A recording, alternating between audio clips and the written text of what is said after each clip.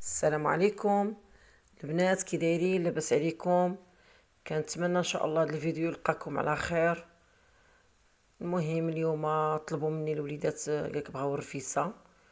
ايوا بغيت نديرها لهم الغدا وقلت علاش ما نشاركهاش معكم. رفيسه عاديه سهله غير بالموجود اللي في الدار. خلطت الطحين، درت 3 زلايف ديال الطحين فورس رطب ديال الحلوى مع 2 زلايف ديال سبيسيال فينو. صافي درت الملحه القياس وخلطت بالماء دافي. صافي كنبقى هكذا كنجمع في العجينه، كنزيد الماء بشويه بشويه.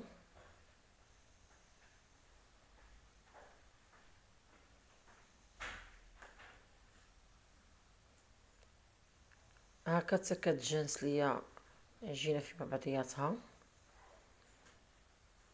صافي العجينه عاديه، راه كلشي كيعرف يعجن.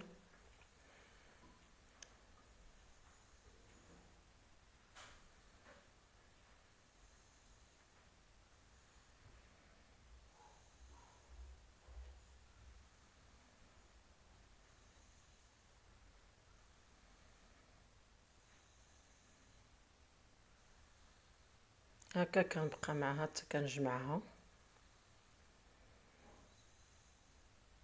ضروري خاصها شويه ديال الدلك.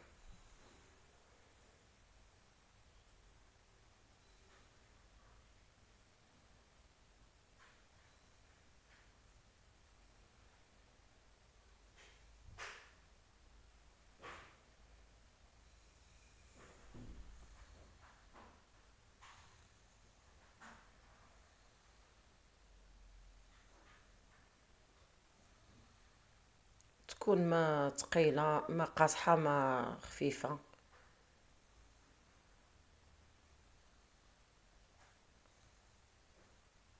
ما تكونش خفيفه بزاف وما تكونش عطيني قاصحه كاع بزاف، شويه تكون شاده العجينه في راسها شويه.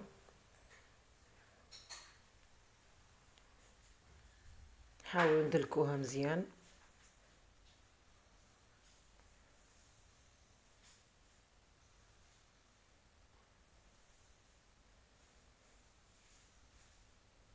ضروري خاصها تدلك شويه.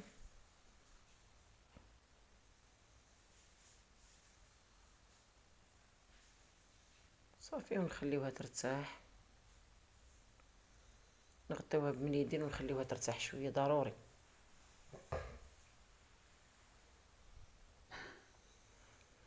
غنقدم لكم المقادير ديال المرقه ديال الرفيسه. كندير البصله كنشللها بهذه الطريقه. درت هنا 4 حتى 5 البصلات على حسب كلها وقياسو. درت الثومه كركوبات، انا درت 3، نتوما ديروا 2 لا بغيتو. والربيع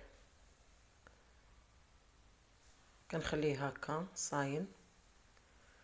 صافي الدجاج درت اللي عندي موجود في الثلاجه. الصدر كان عندي واحد طرف الصدر درتو، وكاس تقريبا ديال العدس نقيتو فزقتو، واحد المعلقه كبيره ديال الحلبه والزيت. اللي بغى يخلطها بزيت البلديه يخلطها. ولقامه درت معلقه ديال الكركم، معلقه ديال البزار، الملحه القياس، معلقه ديال راس الحانوت، معلقه ديال سكنجبير، السمن، الثومه مهرسه والضامه ديال الخرقوم على حسب القياس، على حسب عدد الناس، كله على حسب القياس ديالو.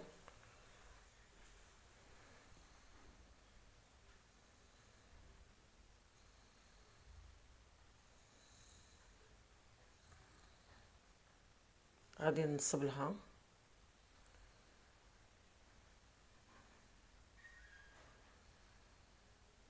طنجرة عادية، ما غاديش نسد عليها كوكوط، غادي نطيبها طياب عادي في بوطة مهيلة.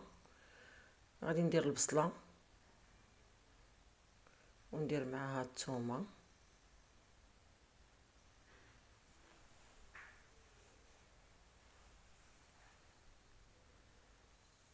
طياب عادي ساهل. غادي نزيد الدجاج، الطريفات اللي عندي، اللي عنده دجاجه كامله بغا يديرها يديرها. انا عندي الطريفات كانوا في الثلاجه، درت الطريفات.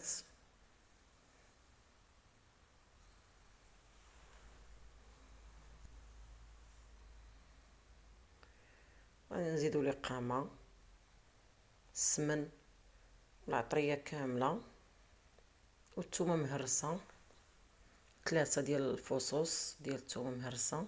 اللي بغا يديرها، اللي ما بغاش يكتفي غير بدوك الكركوبات.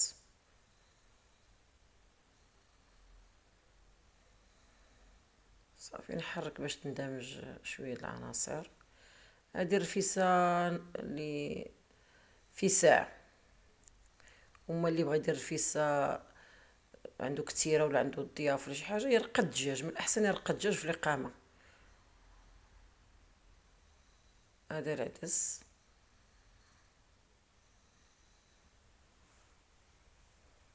كنزيدو ديك الحلبه اللي نقيناها وغسلناها وفزقناها في المشويه، بحال العدس حتى هي كتفزق في المشويه.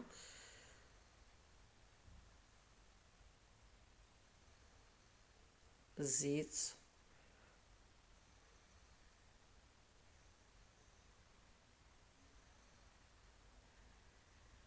الباقه ديال القزبر معدنوس، واحد ضامه ديال الزعفران،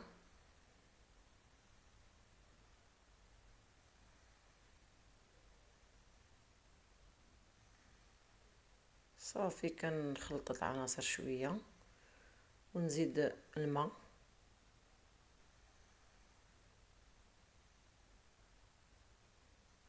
من بعد ما نشعل على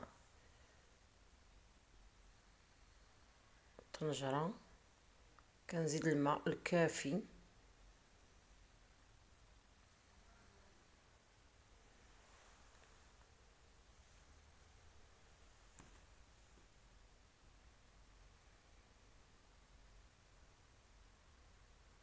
من الاول غادي ندير الماء الكافي باش ما نخليهاش طيب عاد نزيد الماء تجيني باسله، لا، نحاول من الاول نزيد الماء الكافي في خطره ونسد عليها، غير نغطيها ونخليها طيب في بوطه مهيله حتى كطيب العناصر كلها.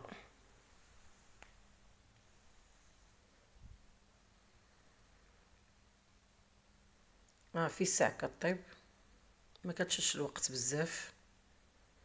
صافي غادي ندوزو للعجينه، نحطو وحدنا واحد شويه ديال الزيت،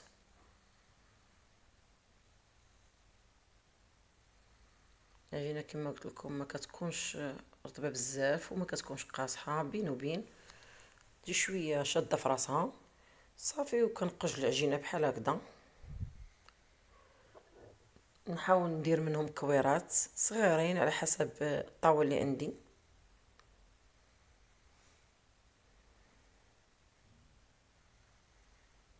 ندهنو يدينا بالزيت باش تسهل علينا العمليه ديال تقطيع العجين.